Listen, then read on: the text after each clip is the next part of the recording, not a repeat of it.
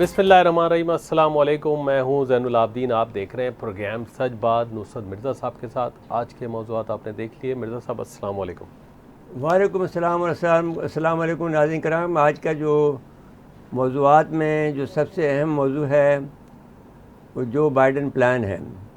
जी हम ये कहना चाहते हैं कि ये जो बाइडन जो प्लान है वो पूरे मशरिक़ वस्ती का जो नक्शा है उसको तब्दील करने के लिए बनाया गया था।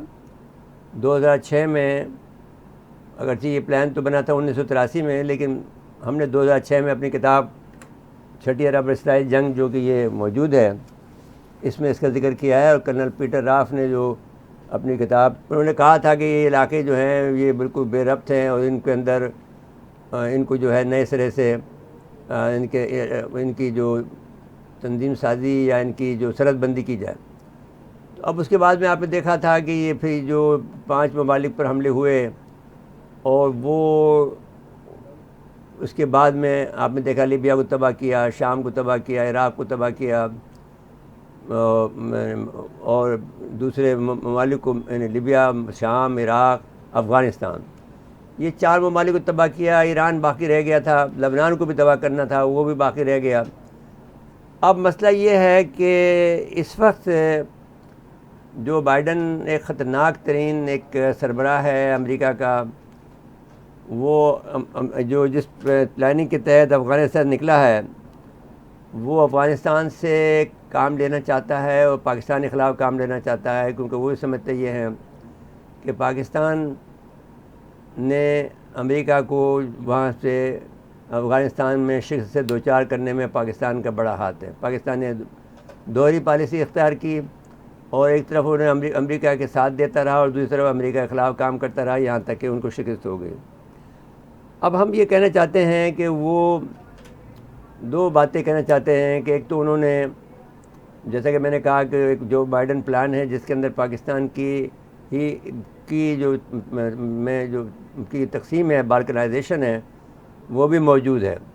वो यूँ है कि वो बलूचिस्तान और ईरान का जो सीस्तान है उनको मिला कर ग्रेटर बलूचिस्तान बनाना चाहते हैं।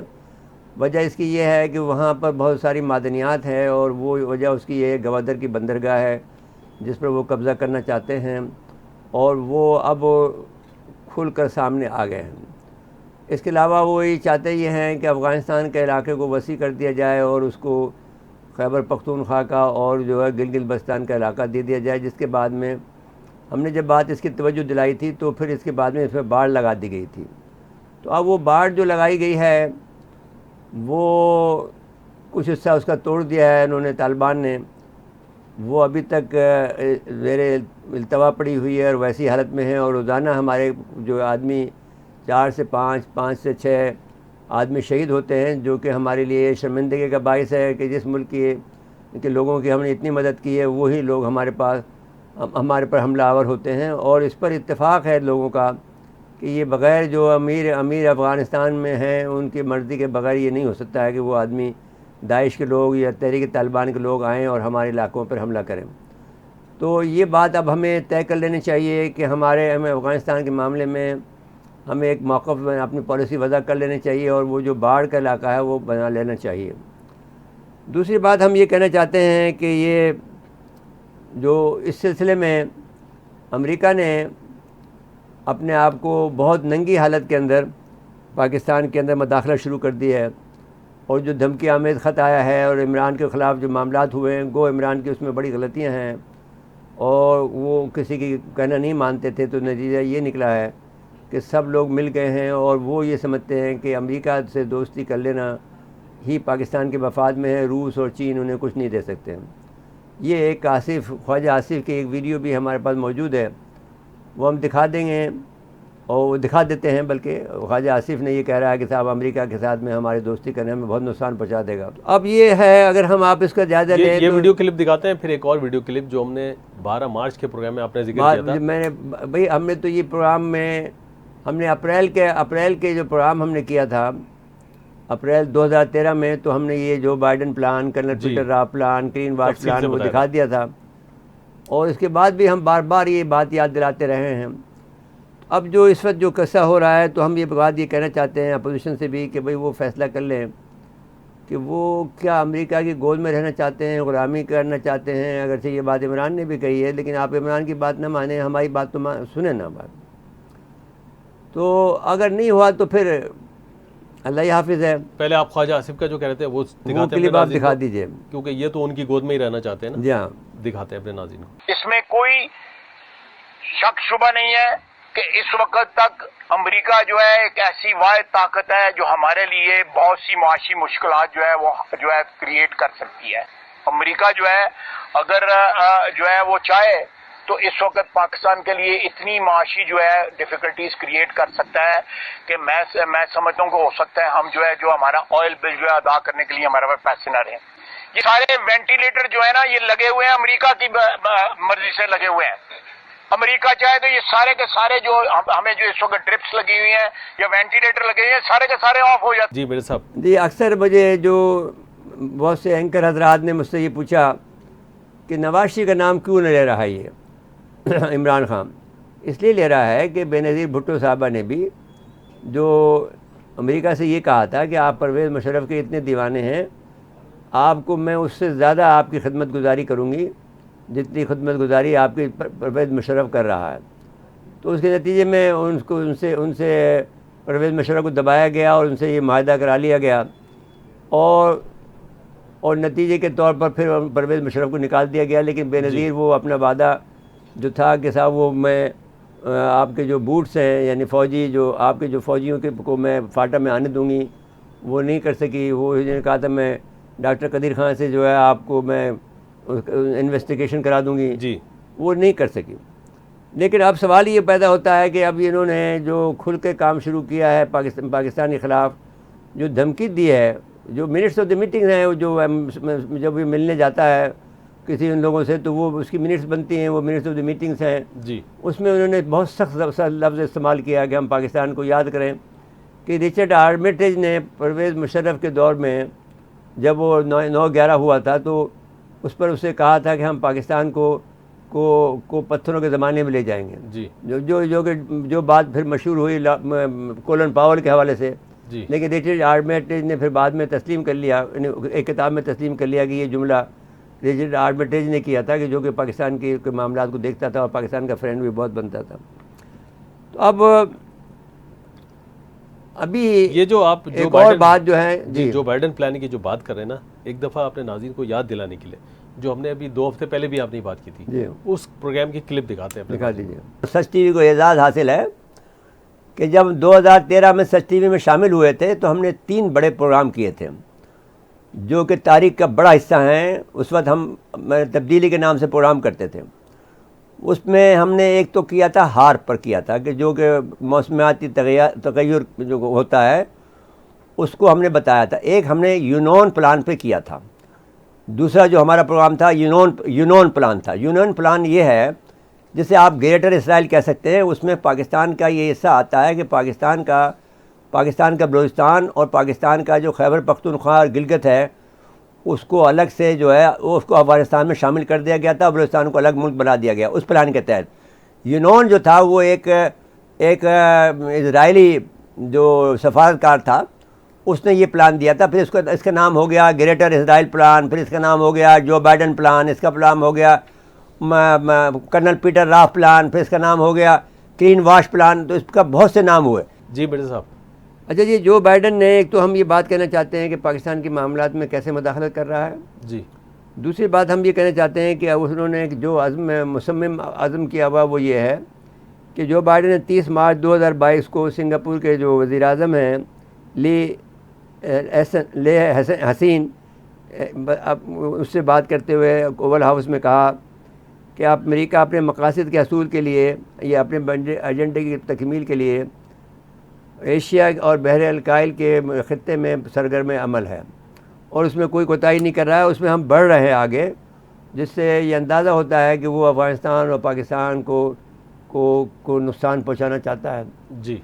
अब इसके बाद में हम आपसे ये कहना चाहते हैं कि जब एक और बात भी हमसे कहना चाहते हैं कि जब अमेरिका का प्लान बना था 2010 में कि वो एक मंसूबे के तहत जो अमेरिका को जो बालादस्ती को चैलेंज हो कर दिया था चाइना ने और रशिया ने, उसको बहाल करने के लिए उन्होंने 4 स्टेप बयान किए थे। और आपको याद होगा कि हमने कुछ 100 मरतबा ये बात कही है। बिल्कुल। तो उसमें ये कहा गया था कि पहले ये 2010 में कि ये, और इस पर हमने अपने 2013 में इस पर हमने प्रोग्राम भी किया। तो उसमें ये कहा गया है कि 4 स्टेप बताए गए कि अमेरिका की जो दुनिया भर में बालादस्ती की बहाली के लिए हमें 4 स्टेप लेने होंगे वक्त के साथ में। और उसमें पहला काम तो ये होगा कि बरतानिया जो है वो यूरोपीय यूनियन से निकल जाए, ताकि ऐसा ना हो कि हम अगर किसी चीन से और रूस से लड़ रहे हों तो यूरोपीय यूनियन खुद एक ताकतवर ब्लॉक बन के हमारे सामने उठ कर उठ ना जाए और एक ब्लॉक बन के हमारे सामने उठ कर खड़ा हो जाए। तो पहले ही उसको कमज़ोर कर दिया गया।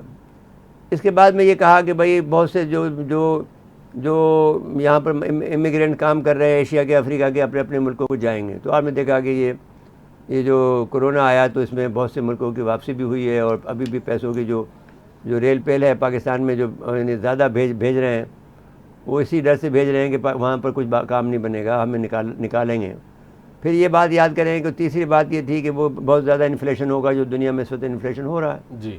और चौथी बात ये थी कि जंग होगी, जो इस वक्त उन्होंने जंग वहाँ पर करा दी है यूक्रेन में जी। तो वो उस पर भी कर। अब इसके बाद में हम जो दूसरी बात करना चाहते हैं वो ये है कि अमेरिकी कौंसल जनरल और अमेरिका के जो CIA के लोग हैं, तीनों जगह पर, इस्लामाबाद में, लाहौर में और कराची में, वो बहुत एक्टिव हो गए हैं। ये ब्रेक के बाद आएंगे तो इसकी तफसीलात आप बताइएगा।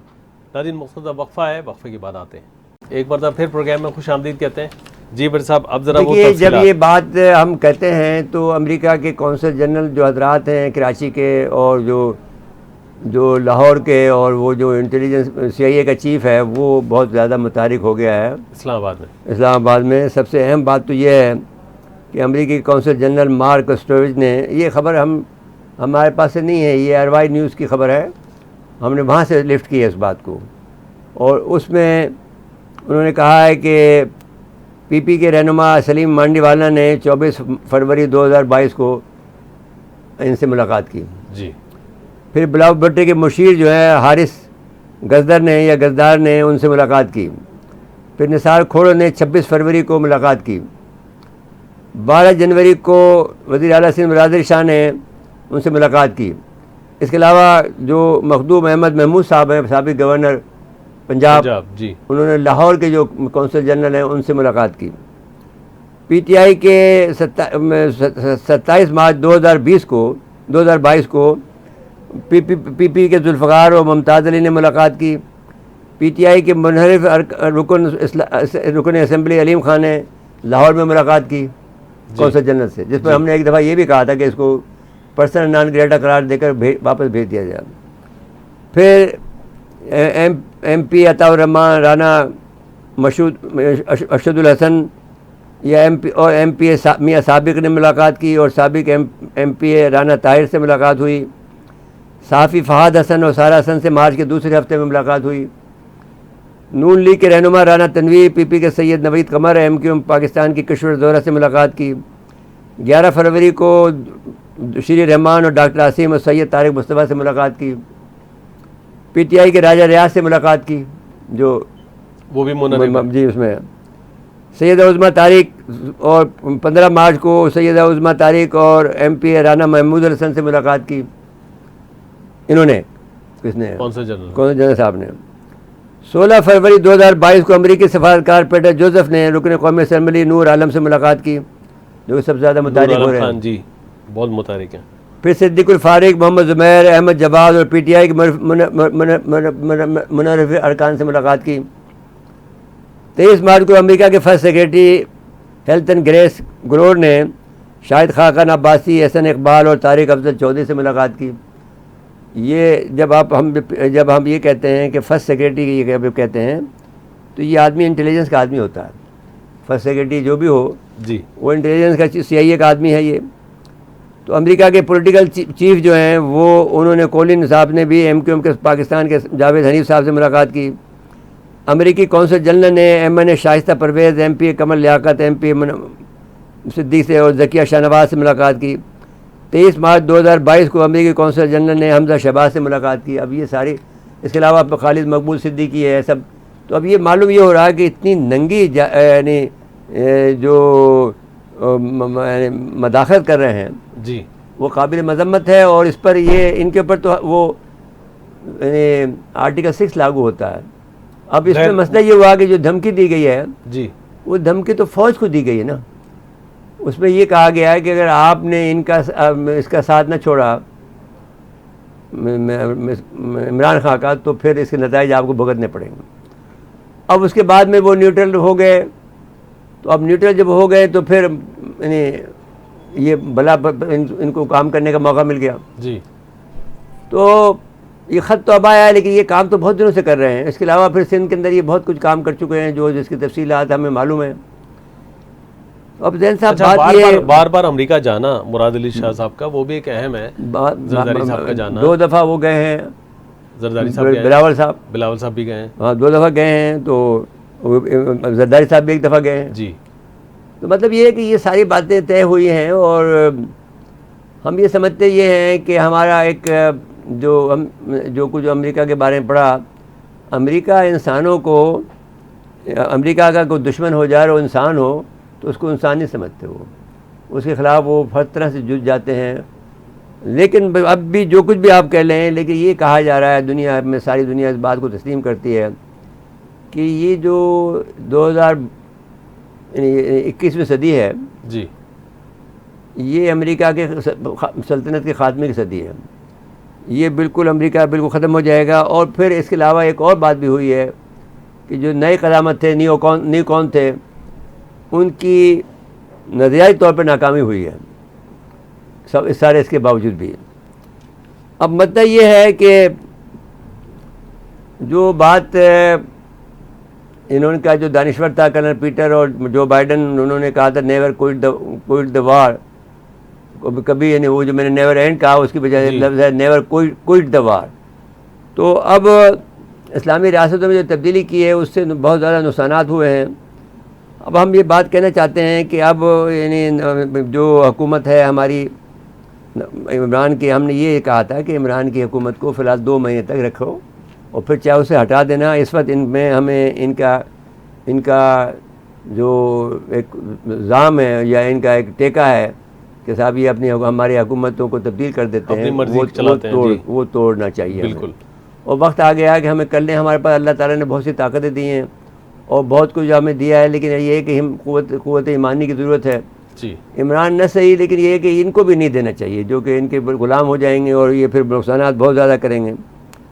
तो हमारा ये कहना है कि पाकिस्तान के ख़िलाफ़ साजिश तो हुई है और आज़ाद ख़ारजा पॉलिसी को वो इख्तियार करने नहीं देना चाहते हैं। रूस का बहाना बनाकर उन्होंने फिर ये पाकिस्तान के ख़िलाफ़ कार्रवाई की और फिर जुल्फ़िकार भुट्टो को भी फांसी दिया, फांसी पर चढ़ाया। 7 तारीख को ख़त आया, मरासला जैसे मिला, 27 तारीख को जिक्र कर रहे हैं।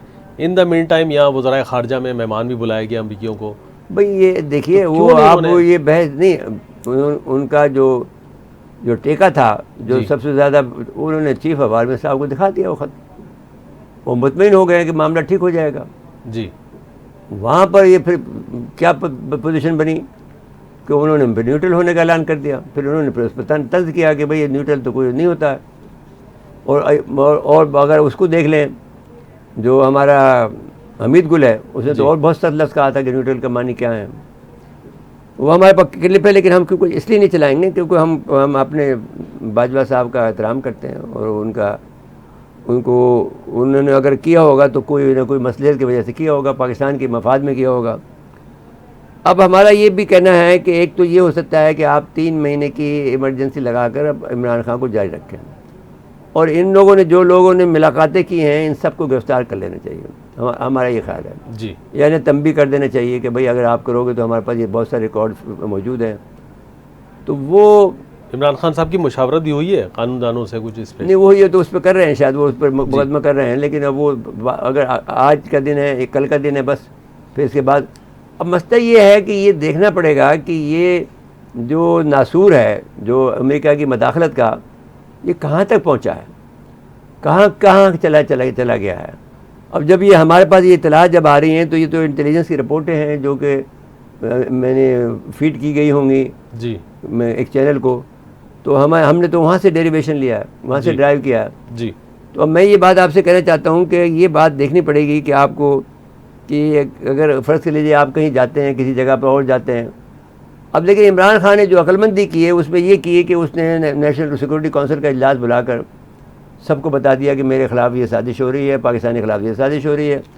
उससे उसको ये फ़ायदा हुआ कि वो जो बर्डन था सिर्फ एक चीफ ऑफ आर्मी स्टाफ से वो बटा, और उससे दूसरे लोगों ने फिर ये मजम्मत भी करनी पड़ी उनको, और सब ने मुश्तरका तौर पर उसकी मजम्मत की, और फिर इसमें चीफ ऑफ आर्मी स्टाफ को भी तक़वीत मिली होगी, और उसमें वो कोई ना कोई अब ये बाइक का एक चल रहा है कि भाई किसी तरह से हम ये कर लें कि इलेक्शन करा दें।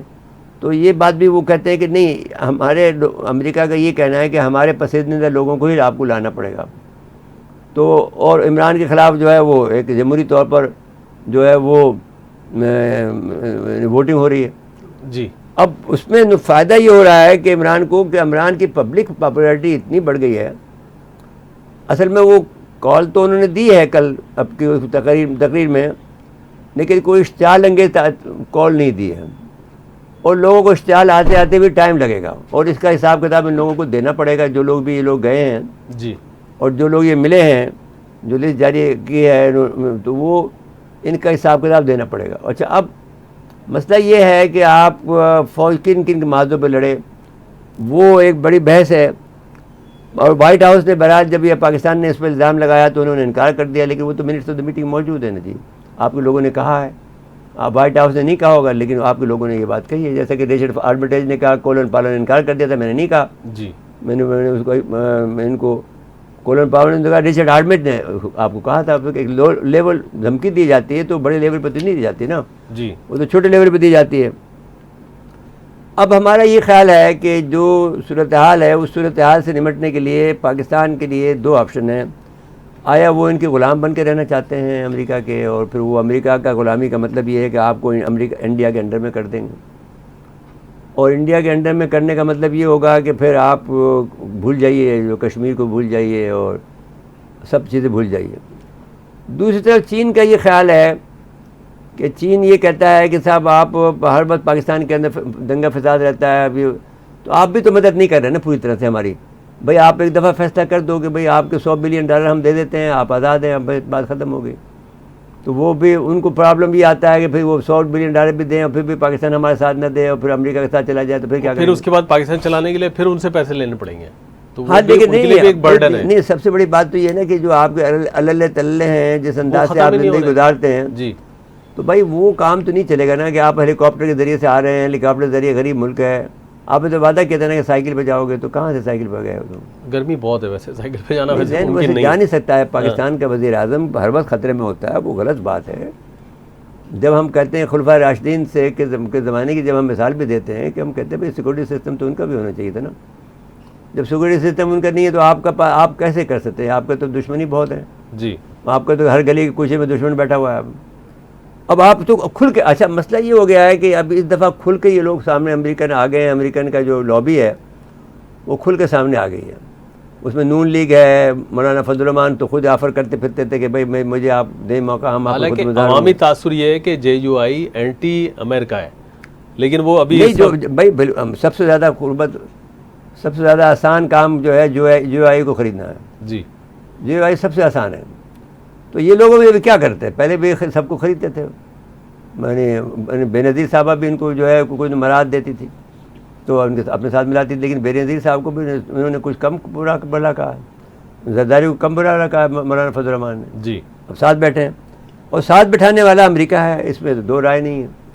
अब ज़हन मसला ये खड़ा हो गया है कि पाकिस्तान की सलामती को वाकई ख़तरा लाक हो गया है हमारे लिहाज से, क्योंकि ये बाल्कनाइजेशन का वक्त है और हमारे इदारों ने कोताही की है। जब एक आदमी आपको निशानदेही कर रहा है, हम जैसा आदमी बार बार आपको प्रोग्राम में निशानदेही कर रहा है, आपसे जिस वक्त मुलाकात 9 मार्च 2019 को हुई थी उस वक्त भी आपको निशानदेही की कि हम बार के हिस्से में हैं, ये मामला को आप रोकें, गो आपने उस वक्त रोक लिया, लेकिन मुसलसल मशावरत की ज़रूरत थी वहाँ पर। और आपके पास तो कोई थिंक टैंक भी नहीं है, आप सारा का सारा फैसला ये करते हैं हर चीज़ डंडे से कर लेंगे, नहीं कर सकते ना जी। आपको जो है पॉलिटिक्स को फैलाना पड़ेगा, डिप्लोमेसी को फैलानी पड़ेगी, और फिर आपको काम करने पड़ेंगे। अब हर एक आदमी से आप मिलते हैं, हर एक आदमी को आप एतमाद है, जो भी बाहर का आदमी आता है वो आपसे मिलता है। और इमरान खान ने तो एमक्यूएम को भी कह दिया था कि भाई आपके हम दफ्तर में नहीं खोल सकता, क्योंकि वो तुम्हारे दफ्तर का मामला सिक्योरिटी का मामला है, तो वो तो फ़ौज के पास है जी। अब वो अगर मिसाल के तौर पर अगर पीपल पार्टी और एमक्यूएम दोनों मिल जाते हैं और दोनों अलहदगी की बातें करते हैं तो बहुत ख़तरनाक बात होगी। पीपल्स पार्टी दफ्तर खुलवा लेगी, वो भी नहीं खुलवा सकेगी। नहीं, वो नहीं खुलवा सकेगी, लेकिन जी। वो तो इस वक्त तो अमेरिका के असर में आ गए ना जी। अमेरिका के असर में आ गए हैं, हम आपको हम खुलवा देंगे आपको फ़ौज से कहकर। तो उन्होंने कह दिया होगा कि आपको कोई मसला नहीं है। वो एन मुमकिन है कि अब ये भी है, हमारे लोग तो अजीब लोग हैं कि अल्ताफ़ हुसैन को ही आने दें। जी हाँ बिल्कुल, कोई पता ही नहीं है। तो अब सूरत हाल इतनी संगीन है कि जिससे अंदाज़ा होता है कि पाकिस्तान की जो मामलात हैं वो इंतहाई ख़राब नहज पर खड़े हुए हैं, और वो उसको संभालने के लिए आपको किसी बड़े सर्जिकल ऑपरेशन की ज़रूरत है जी, जो अभी तक आप नहीं कर पाए, फैसला ही नहीं कर पाए कि हमें क्या करना है। आपको ये चाहिए कि जो नेशनल सिक्योरिटी काउंसिल की जो मीटिंग हुई है तो उसके अंदर ही फैसला कर लेना चाहिए था कि हमें क्या करना है। उसमें तो मजम्मत भी नहीं की गई। नहीं, मजम्मत तो की गई है, मतलब जैसे वो अल्फाज इस्तेमाल हुए वो भाई ठीक है, वो जो जुमला का मजम्मत तो उन्होंने की है कि हम ऐसा करने होने नहीं देंगे, हम इसको रद्द करते हैं। तो उन्होंने फिर बाद में अमेरिका ने इसको रद्द किया है, लेकिन उससे कोई फ़र्क नहीं पड़ता है। उन्होंने धमकी दी है हमें, और जो बाइडेन का प्लान मौजूद है कि वो हमारे जो मुल्क को तोड़ना चाहता है, वो नक्शे मौजूद हैं, नक्शे दिखाते हैं जी, दरबार करेंगे, नक्शा में दिखा दें उनको, स्क्रीन पे चल रहा है जो नहीं उसको बाकायदा दिखाएं, खोल कर दिखाएं कि जो इस वक्त हमारी हालत की है उन्होंने गिलगित बल्तिस्तान और खैबर पख्तूनख्वा को लेकर अफगानिस्तान में शामिल कर दिया और ग्रेटर बलूचिस्तान बना दिया और हमें छोटा सा मुल्क छोड़ बना दिया जी। तो ऐसा होने नहीं देंगे। हमारे इदारों में इतनी सलाहियत मौजूद है कि जब तुम्हें अगर आप ये बात कहते हो कि भाई आप अपनी गलतियों से नहीं हारे अफगानिस्तान में और हम पर इल्ज़ाम लगाते हो, तो चलो इल्ज़ाम हम कबूल कर लेते हैं। तो जब तुम्हें वहाँ शिकस्त दे सकते हैं और तुम भाग गए और डर के मारे, तो फिर अगर कहीं तो फंसोगे ना, और भी इंडिया में आगे फंसोगे जी, तो चलो वहाँ देख लेंगे आपको। तो ये ऐसा नहीं है कि आपको आराम से बैठने हम भी देंगे आपको। अब वो ज़माने मैंने गए जब खलील खां फाख्ता उड़ाया करते थे, तो आपके बात छोड़ दें, आपको वो ताकत ही नहीं रहे। आपको हम कह रहे हैं कि आप you are not the super power now. आपका जो भी कुछ मामला है उस मामले में आपको अपने पाकिस्तान जैसे मुल्क को अगर आपको मिला के रखोगे तो आपको बहुत फ़ायदा होगा। अगर आपने और सियासी मुदाखलत ना करें, सियासी मुदाखलत आपका करने का हक नहीं है। आपने पहले दिन से करते आ रहे हैं, आपने भुट्टो को फांसी दिलवाई, आपने ज़ियाउल हक का प्लेन गिरवाया, आपने नवाज शरीफ साहब को हथकड़ी लगवाई, तो ये सारा काम आप ही करते आ रहे हैं। आप फिर वो लोग बाग उसमें शामिल होना चाहते हैं। मैं हैरान हूँ कि उनके कहने पर कैसे चल रहे हैं। और बेनज़ीर साहबा को की शहादत भी आपने करवाई। बिल्कुल ठीक है। बेनज़ीर को जो है अमेरिका ने मरवाया, इन्होंने नहीं मरवाया। वो जो बैतुल्ला महसूद था उसने उनका गुआंतानामो बे से आया था रहा करके उसको मारने के लिए जी। तो मेरे साथ ब्रेक लेकर आ जा रहा है, ब्रेक के बाद आएंगे तो और मजीद बात करेंगे। KPK का इलेक्शन है उस पर भी बात करेंगे, अभी तो एतमाद की वोटिंग पे बात करेंगे जी। नाज़रीन मुख्तसर वक्फा है, वक्फे के बाद आते हैं। एक बार फिर प्रोग्राम में खुश आमदीद कहते हैं। मेरे साहब वोटिंग तो अब इतवार को होगी। अब देखिए जैन साहब, कल का दिन मौजूद है इसमें जी, और कुछ भी हो सकता है, और रमज़ान का चांद भी। और हम आपसे ये कह रहे हैं कि ये होने की बात ये है कि इनको हुकूमत नहीं देनी चाहिए जी, कम वाट में, और मदाखलत भी करनी चाहिए इस वक्त। तो क्योंकि सारे के सारे जो सिक्योरिटी काउंसिल के लोग मौजूद हैं उन सबको मिलकर ये फ़ैसला करना चाहिए कि हम इनको, जो अमेरिकन नवाज लोग हैं, उनको हम नहीं देंगे। और हम ये भी नहीं कहते कि भाई अमेरिका से आप लड़ें, अमेरिका से हमें लड़ने की ज़रूरत नहीं, वो हमारे मामले में मदाखलत बंद करे, हम ये बात कहते हैं जी। तो फिर हमारा काम, फिर हमारे ताल्लुकात भी अच्छे हो सकते हैं और मामलात भी ठीक हो सकते हैं। अब मसला ये है कि ये भी सही बात है कि नवाज शरीफ साहब ने इसमें बहुत ज़्यादा यकीन दिलाया अमेरिकनों को कि हम आपको बहुत कुछ दे देंगे, हम ये सिपाही तक बंद कर देंगे, और बहुत कुछ उन्होंने यकीन दिलाया। तो अब इसके बाद में तो मामला जो है वो नहीं कर सकेंगे हम, नवाज शरीफ साहब भी नहीं कर सकेंगे ये काम। गेम चेंजर कहते थे पहले। हाँ, नहीं तो भाई वो तो बदलता है, आदमी बदला है ना। वो भी पहले तो पक्का पाकिस्तानी था, अब तो वो इंडिया के साथ मिलकर मोदी का यार है, और जिंदाल को बुलाकर जो है वो मरी में बुला के बातें करता है। बगैर वीज़े के लोगों को हाँ, आना तो जाना अब यानी मुझसे खुद कहा कि देखो मेरी हथकड़ी लगा दी, वो बात भूलता नहीं है भाई। जब दोबारा आप वज़ीर आज़म बन गए थे से 12, तो आप तो भूल जाते ना। अब भी आप इंतकाम पे लगे हुए हैं, पाकिस्तान से इंतकाम लेना चाहते हैं। और पंजाब में आम तौर पर ये बात कही जा रही है कि साहब जो वो मेरे लतीफ़ साहब थे उसने कही, एक और ने कही, सब हम फिर अपनी मर्जी देखेंगे। वो जो आज़ाद कश्मीर का सबर था राजा ज़मान, उसने कही जी, मुल्क से अलहदा होने की बातें कर रहे थे।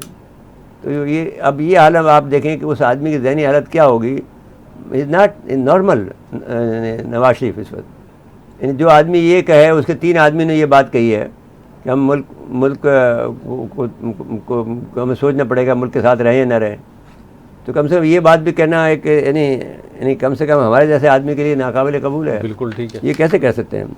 अच्छा, अब वैसे- वोटिंग की जो बात है, एक तो ये तरीका हो सकता है कि आप वोटिंग में जो बहुत से लोग जो गए हैं वो वापस आ जाएं। जी, इसलिए कि ये बात तो समझनी चाहिए ना कि भाई आपको किसी न किसी स्टेज पर आज़ाद होना चाहिए ना। हर वक्त आप गुलामी में रहेंगे और अपने मुल्क को बेचते रहेंगे, ये कब तक होगा। कभी न कभी तो आप खड़े हो जाएं। अच्छा जी, ये फ़ैसला कर लो कि हम इमरान को 2 महीने देते हैं, लेकिन फिर ये वादा हमारे साथ हो गई, हट जाएगा, तो ये बात भी कर लो। बिल्कुल ठीक। अब उसके अलावा ये बात भी हो रही है कि अगर हम इन लोगों का माहदा करा दें, फ़ौज कोशिश कर रही है या और लोग कर रहे हैं, बीच बचाव करने वाले हैं, कि अच्छा जी इलेक्शन का ऐलान कर देते हैं।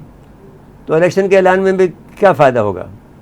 कोई फ़ायदा नहीं है। अभी तो वक्ती तौर पर तो सहारा लेने की ज़रूरत है ना जी। इस जो धमकी आई है उसको मुकाबला करने के लिए आपको इमरान खान को सहारा देना पड़ेगा और फ़ौज को सहारा देना। असल में जब सारा झगड़ा तो फ़ौज का है ना, कि वो इमरान खान का साथ दे रही थी, उसको धमकी दी, वो न्यूट्रल हुई है, तो आप आगे बढ़ गए।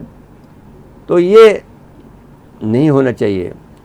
गैर मुल्की साजिशों का जो के ख़िलाफ़ जो हमारी कार्रवाई है, वो कार्रवाई होनी चाहिए। अब ये बात कम से कम एक आदमी को तो पर्सनल नॉन ग्रेटा करार दे दी जाए, इसमें तीन आदमियों में से, जी, जो कि अमेरिका के जो कौंसल जनरल कराची है, कौंसल जनरल लाहौर है, और जो CIA का एजेंट चीफ है इस्लामाबाद में, उसको तो फारिग करो ना किसी में एक को। तो वो अभी तक तो इन्होंने किया नहीं है, लेकिन करना चाहिए। क्योंकि अब अगर यही बात है कि भाई आपको हमें ये ज़रूर है कि भाई रूस ने हमें भी कोई मैंने लॉलीपॉप भी दिया है जी, और बल्कि ये बड़ी ज़्यादती की है कि प्रोटोकॉल के ख़िलाफ़ बात थी कि जिस दिन इमरान गया उस दिन आपने हमला कर दिया। तो ये इमरान खान को खामखा आपने बैड नेम दिया। तो मेरे साहब वैसे ये जो आप कह रहे हैं कि पर्सन नॉन ग्रेटा करार दे दिया जाए, तो हुकूमत को इस पर किस चीज़ की ताख़ीर है? अभी कल आज का दिन ये कल भी है। हुकूमत का मसला ये होता है कि हुकूमत के फ़ैसले ऐसे नहीं होते हैं, उसमें फ़ौज को भी शामिल करना पड़ता है, एस्टेब्लिशमेंट को शामिल करना पड़ता है जी, DGI को शामिल करना पड़ता है, और सारे और बाकी जो इदारे हैं, फ़ॉरेन ऑफिस को शामिल करना पड़ता है। इसके फिर नताइज क्या होंगे? फिर वो आपके आदमी आपको पर्सन नॉन ग्रेटा करार देंगे। तो पहले पाकिस्तान ने जब सलाला का वाक़या हुआ है, जब ये वाक़या हुआ मई का वाक़या हुआ है, तो फिर हमने ये काम किया था कि उस आदमी का नाम ओपन कर दिया था जी, जो कि यहाँ का चीफ था, वो भाग गया डर के मारे। तो अब हमें नहीं मालूम यहाँ का चीफ कौन है, लेकिन बहरहाल ये जो आदमी होता है, जो फर्स्ट सेक्रेटरी होता है, ये बहरहाल कोई ना कोई इंटेलिजेंस का आदमी होता है। और वो दूसरा जो आदमी है, जो पॉलिटिकल चीफ है, वो भी होता है। वो इनसे जो कौंसल जनरल होता है या जो सफ़ीर होता है, उससे ज़्यादा ताकतवर होता है जी। वो कोई घात नहीं डालता है इसको सफ़ीर को, तो वो ख़ुद फैसले करते हैं। तो अब ऐसी सूरत हाल में अगर आप देखें तो ये काफ़ी संगीन मामला है। और अब चाहें अगर आप वक्त है तो हम और बात कर सकते हैं। जी जी, अभी इधर इसको वाइंड अप कर लें। ताख़ीरी अरबे लग रहा है कि फिर हुकूमत के फेवर में जा सकते हैं। ताख़ीरी में नहीं है ये। देन उसमें अगर आप देखें तो 4 तारीख का पहले फैसला था जी, उन्होंने अब घटा के 1 दिन कम कर दिया, 3 तारीख कर दी। ठीक है। तो ये तारीख़ अलमे वाली बात भी गलत है। तो अब वो कहते हैं कि साहब हम एनआरओ नहीं देंगे, तो वो तो आपसे लड़ने को तैयार बैठा है ना जी। आप ऐसी बात करेंगे वो आपसे तो वो तो बार बार कह रहे हैं कि आ जाए जी, अगर मैं अपोजिशन में हुआ तब भी आपके खिलाफ नहीं, वो ठीक है, लेकिन वो फिर वो उसको मरवा देंगे। ये तो दायरे के, ये तो जरदारी जैसे लोग तो ये काम कर लेते हैं आराम से। अब कितने खून होंगे किसी के न किसी के सर पर। ऐसे तो बहुत सारे लोग हैं। हाँ। मुनव्वर सुरवर्दी का खून है। हाँ, तो नहीं, किसका शहनशाह का है, बहुत लोगों का खून है। तो अब और ख़ुद अपनी औलाद को देखो, उसके साथ में क्या सलूक किया जा रहा है। अच्छा जी, अब आ जाए KPK के इलेक्शन के बल्दियाती इंतखाब को दूसरा मरहला है। तहरीक इंसाफ को बढ़तरी है और आवाम अब भी हामी है और अब तो खैर बहुत ज़्यादा हो गई है, हर जगह से नारा बुलंद हो रहा है कि साहब हम इमरान का साथ देंगे। और बहुत से ऐसे लोग जो, हम लोग तो खैर क्योंकि सहाफ़ी हैं तो वो नहीं देंगे यानी खुल के साथ आपका, लेकिन नाम वो बनेंगे जो ARY बनेंगे जी। हम तो जो बात सही होगी वो कर देंगे और बाकी बातें वो जाने। और हुकूमत को भी अपनी पॉलिसी भी देखनी चाहिए। नहीं देने भाई देखनी चाहिए आपको, एक तो लहजा को बदलना चाहिए आपको। देखिए जी, सियासत के अंदर ये होता है कि मिलने जुलने से कैसे गुजारा होता है जी। अच्छा, अगर आपको इतना ही नाराज़गी थी तो फिर कम से कम शहबाज शरीफ को जेल में तो ठोकना चाहिए था ना जी। फिर वही रखते हैं अंदर, बाहर नहीं आने देते। नहीं आने देते हैं। और अगर मसला ये है कि अब वो ये कहते हैं, वो ये कहता है किसी से कि भाई बात ये है कि जो अदालतें हैं वो साथ नहीं देती हैं, तो वो सब अदालतों में जब भी आप देखिए जिस तरह से नवाज शरीफ गया है, जिस तरह शहबाज शरीफ की ज़मानत मंजूर हुई है और जिस तरह से वो उसको निकालने की कोशिश की थी तो शेख रशीद ने रोक लिया, वरना तो ये भी निकल गया था। वैसा मेडिकल रिपोर्ट जो है ना शौकत खाना मेमोरियल के हेड डॉक्टर ने पढ़ी थी और उन्होंने उस रिपोर्ट को क्लियर सही करार दिया। अब मैं तुमसे ये कह रहा हूँ कि वो जो वो प्लेलेट जिसने बना के दी थी, तो फिर वो शौकत खाना के यहाँ पर प्लेलेट बनवा लेते ना, फिर तो नॉर्मल थी उसकी। वो तो जो जिस आदमी ने बना के गया उसको ये नवाज शरीफ कह के गया कि मैं ये बात याद रखूँगा, जिस खातून ने बता के, तो वो तो झूठा था। लेकिन नहीं, उससे भी ज़्यादा जो बात ख़राब हुई है वो एक दिन के अंदर उसको ज़मानत भी मिल गई, उसको एग्ज़िट का भी मिल गया। जी। वो तो इसने रोक लिया, मैंने शेख रशीद ने जी कि साहब आप नहीं जा सकते, वरना तो वो भी चला गया था। तो अब वो बहरहाल वो नवाज शरीफ ने एक और बात कही है, मैं फ़ौज से भी कहना चाहता हूँ, एस्टेब्लिशमेंट से खुसूसन। उसने कहा कि मैं 1998 से आपसे मैं आपसे हिसाब किताब करूँगा अगर मैं आ गया तो। अब आप देख लें, तो जब ये फैसला हुआ था उस वक्त यही फैसला हुआ था कि कम वाट में नवाज शरीफ को नहीं आने देना, लेकिन फिर आपने नहीं मानी बात। बाजवा साहब ने तो बहुत ज़्यादा आज़ी की है, जब उसकी तौहीन की है, उसको दूर बिठाया है टेबल पर, लेकिन इसके बावजूद भी वो साथ देते रहे। उन्होंने कहा था मैं तो साथ देते रहा था, मैं तो उनका साथ देना चाहता था। लेकिन जब ये डॉन लीग वाला मामला आया तो उन्होंने जब अपना माफ़ीनामा मांगा तो उनका ये कहना है कि मुझे अपने घर की तरफ से भी इस बात पर एतराज़ किया गया कि आपने डॉन लीग पर अपने फैसला अपने आप क्यों वापस लिया, जो उसमें माजरत की या जो कुछ भी उसको वापस लिया है। तो मैं ये कहना चाहता हूँ कि ये असल में नवाज शरीफ हो, अल्ताफ़ हुसैन हो या दूसरे लोग हों, इवन जरदारी हो, याद करें आपका कि उसने ये कहा था कि हम आपका ईंट सीट बजा देंगे। हाँ, ईंट बजा देंगे जी। तो ये सारे के सारे आप ही के दुश्मन हैं। ये बात देखिए पाकिस्तान, क्योंकि आप लोग हुब्बुल वतनी की वजह से आप चला रहे हो मुल्क को, तो लेकिन दुश्मनी आपसे है। सब लोग आपके खिलाफ इकट्ठे हो गए हैं, तो आपके पास भी तो कोई ऐसे लोगों की पार्टी होनी चाहिए जो कि आपका साथ दे। और किसी दिन अगर ये वाक़या ईस्ट पाकिस्तान वाला वाक़या हो गया, जैसे एक दफ़ा कहा ना हमने था कि ईस्ट पाकिस्तान 2 का ख़तरा मौजूद है यहाँ पर जी, तो इस वक्त भी मौजूद है ईस्ट पाकिस्तान 2 का। और फ़ौज जो है हमारी जो है वो फंसी हुई है, उनको अभी कोई रास्ता नहीं मिल रहा है, तो वो रास्ता निकालें और इसके अंदर से कोई ना कोई हल निकालें इसका। अमेरिका से भी मामला ठीक करें और इनको भी दबाएं जी। ये दबे बगैर नहीं सुधर सकते हैं। अब मेरे साहब एक जहाँ अब ये बात आप जो कर रहे हैं कि जो PTI की जो बात आप कर रहे हैं, वहाँ पर अगर ये कामयाब हो गया तो फिर इसके बाद में अगर इलेक्शन भी हो गए तो ये फिर आपको काफ़ी मुश्किलात होंगी यहाँ पर जी। अच्छा खैर, PTI के जो लोग हैं, मिसाल को तो सिंध में भी देख लें तो यहाँ पर बहुत बड़ी तादाद में PTI के लोग ऐसे हैं कि जो उसके ऊपर आप जान निछावर कर देंगे, अब कर देंगे। मसला ये कि इनके अब पंजाब में भी बहुत हैं, कुछ फैसले ऐसे हैं जैसे अब अली जैदी साहब को सिंध का सदर बनाना कोई तुक बनती है। नहीं भाई, देखिए उनके पास बात ये है कि वो सियासी आदमी है नहीं। आज भी वो क्रिकेट की बातें करता रहता है। बात ये है कि वो हमारे अपने इदारों की चॉइस गलत थी, लेकिन उनके पास क्या था, उसके अलावा कोई आदमी था नहीं।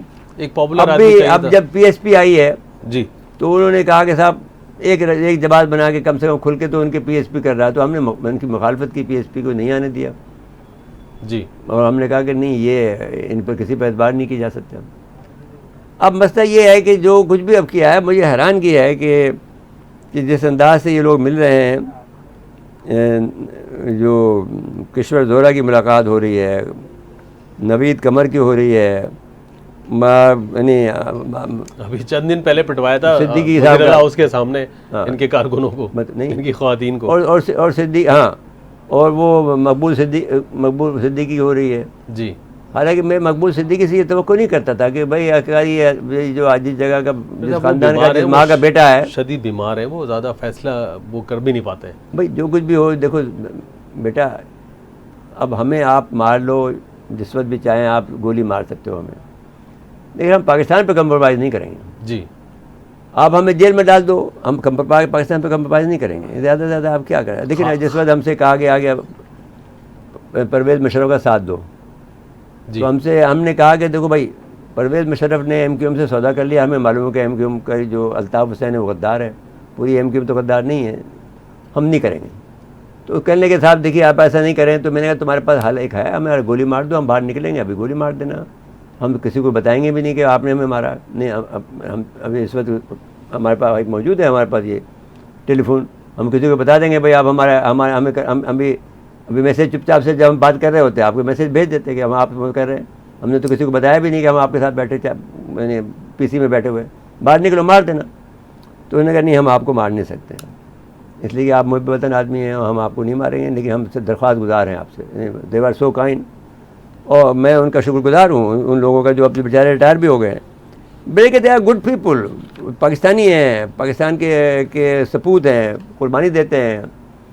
और अभी लेकिन मैं ये बात फिर भी चीफ से कहूँगा कि भाई ये आदमी जो रोज़ हमारे शहादत पा रहे हैं, ये इतनी बड़ी तादाद में शहादत नहीं होनी चाहिए। एक अपने मुल्क में पा रहे हैं, फिर अभी कॉन्गो में जो 6 हमारे जवान शहीद वो तो खैर वो भी अमेरिका ने गिराया होगा, आपको यकीन बताता हूं। जी, और वो भी क्योंकि हर जगह आपको नुकसान पहुँचाना चाहते हैं ये लोग जी, तो ये पैगाम भी मिला होगा इनको, तो इसलिए बेचारे चुप हो गए होंगे, और तो क्या कर सकते हैं। ये अभी सूरत हाल ये है कि आप इसमें आप चाहते हैं कि इस पर कोई बात करें किसी पर, अब वक्त मुझे कहा जा रहा है कि ख़त्म, बस अभी आखिरी 30 सेकंड है, बहरहाल परसों अब जो भी फैसला होगा। मेरा ये ख्याल है कि मैं ये दरख्वास्त गुजार हूँ एस्टेब्लिशमेंट से कि वो they have to take a wise decision और दे मस्ट डू इट, और इन लोगों को नहीं आने देना चाहिए जो कि किसी वक्त में भी आप पीठ में छुरा घोंपेंगे और फ़ौज को नुकसान पहुँचाएँगे, पाकिस्तान को नुकसान पहुँचाएँगे।